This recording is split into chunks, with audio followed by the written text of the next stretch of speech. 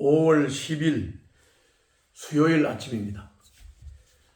오늘 묵상할 본문은 민수기 26장 1절부터 51절입니다. 본문의 내용은 굉장히 많지만 원리는 간단합니다. 줄거리를 말씀드리면 민수기 1장에서 하나님께서 첫 번째로 인구조사를 지시하셨습니다. 그 인구조사는 광야 행군을 앞두고 군사적 목적으로 실시된 인구조사였습니다. 그처럼 두 번째 인구조사도 하나님께서 명령하셨는데 가나안 정복에 나설 군대를 정비할 목적으로 인구조사를 실시하게 하셨습니다. 이것이 오늘 본문의 줄거리입니다. 이 줄거리를 따라서 내용을 이렇게 크게 구분을 해서 상세히 말씀을 드리겠습니다. 본문 1절, 2절을 보면 하나님께서 연병으로 징계를 내렸습니다. 이 음행 때문이죠. 그래서 이스라엘 백성이 24,000명이 죽었습니다. 이제 비느하스의 결단과 처형으로 연병이 그쳤습니다.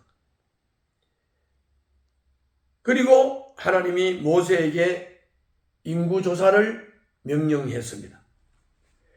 인구조사의 목적은 앞에서도 말씀드렸지만은 가나안 정복을 앞두고 군대에 나갈 수 있는 사람들을 파악하기 위한 것이었습니다.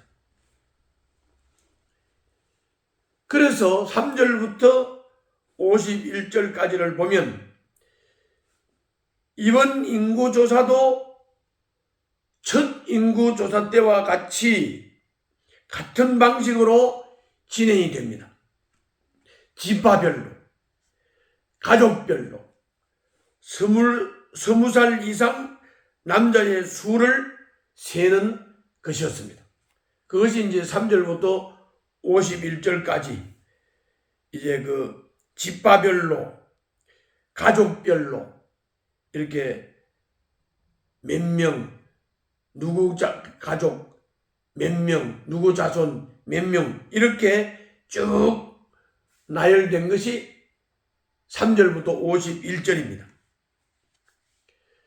자, 이렇게 지파별로 몇 명 해서 인구조사를 다 마치고 이제 총 집계를 해보니까 첫 인구조사와 비교를 하면 이스라엘 자손의 수가 약간 감소를 했습니다.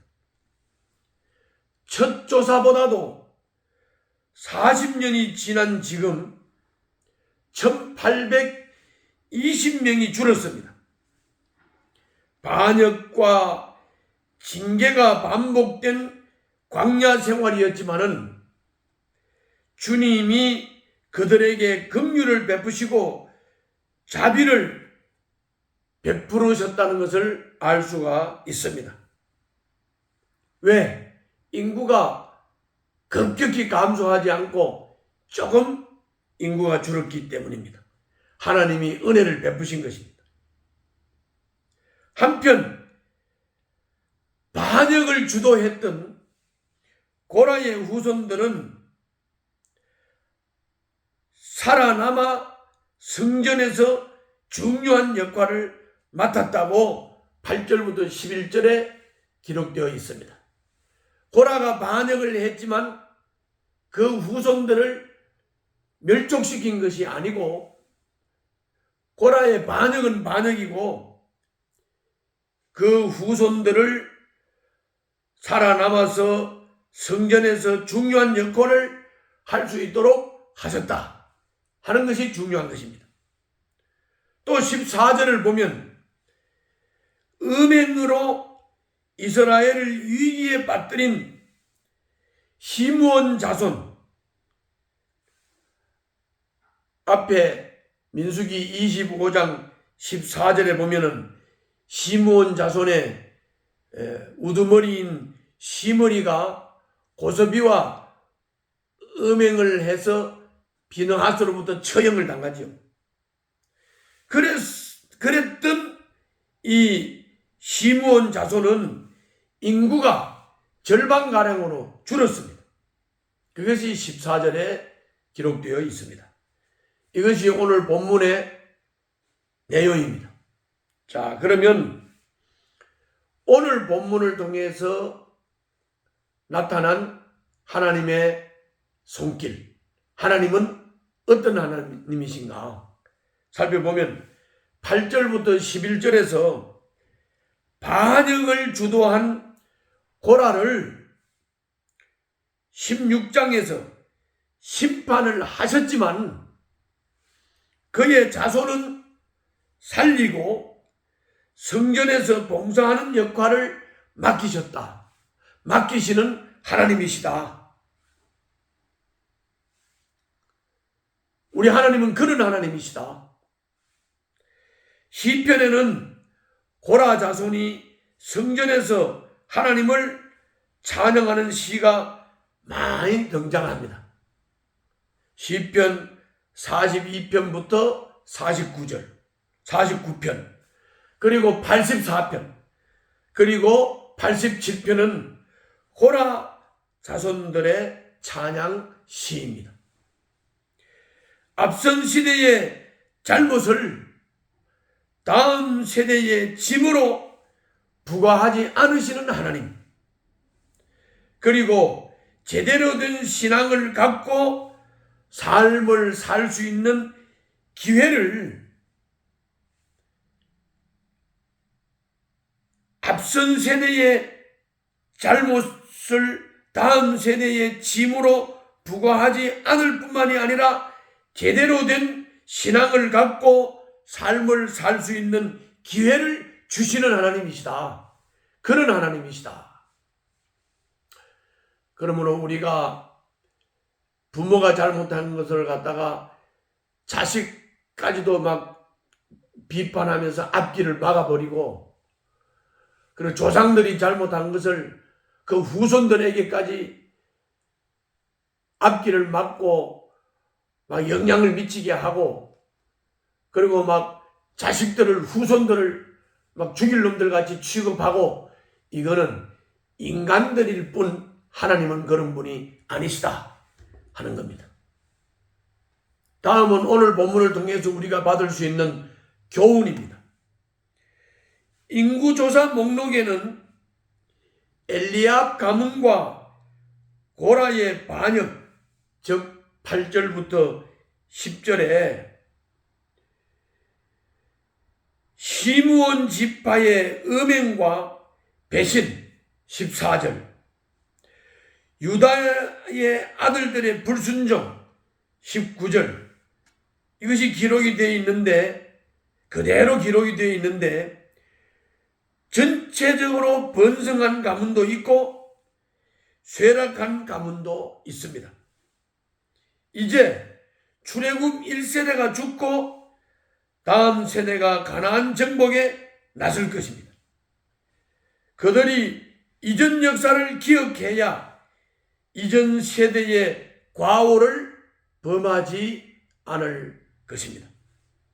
그래서 하나님은 인구조사 목록에서 엘리압 가문과 고라의 반역 기사도 기록이 되어 있고, 시므온 지파의 음행과 배신도 기록되어 있고, 유다의 아들들의 불순종도 기록이 되어 있습니다. 이 과거의 잘못된 역사를 잘 살펴보고 반성하고, 그리고 미래에 우리는 어떻게 살아야 될 것인가 하는 것을 교훈받고 깨닫게 되는 것입니다. 그래서 인구 조사를 하면서 살펴봤더니 전체적으로 번성한 가문도 있고 쇠락한 가문도 있었습니다. 출애굽 1세대가 다 죽고 다음 세대가 가나안을 정복하게 될 것입니다. 그들이 이전 역사를 기억해야 이전 세대의 과오를 범하지 않을 것이기 때문에 그렇습니다.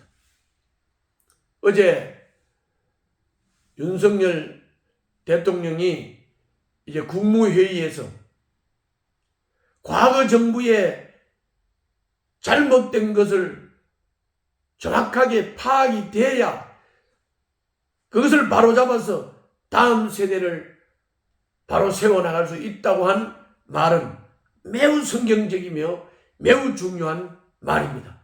과거의 과오나 과거에 잘한 것이나 우리는 다 기억하고 역사를 바로 봐야 됩니다. 그래야 다음 미래를 향한 역사를 만들어 나갈 수가 있고 역사를 이루어 나갈 수가 있는 것입니다. 오늘 또 성경 기록을 통해서 우리의 역사를 통해서 과거를 잘 알고 미래를 진취적으로 발전시켜 나갈 수 있는 여러분들과 제가 될 수 있기를 바랍니다. 기도하겠습니다. 한국 교회의 다음 세대를 이끌어갈 새벽 이슬 같은 주님의 청년들을 보내주시옵소서. 우리가 과거의 잘못을 잘 살피고 미래를 향해 나갈 수 있도록 축복하여 주시옵소서. 예수님 이름으로 기도하옵나이다. 아멘.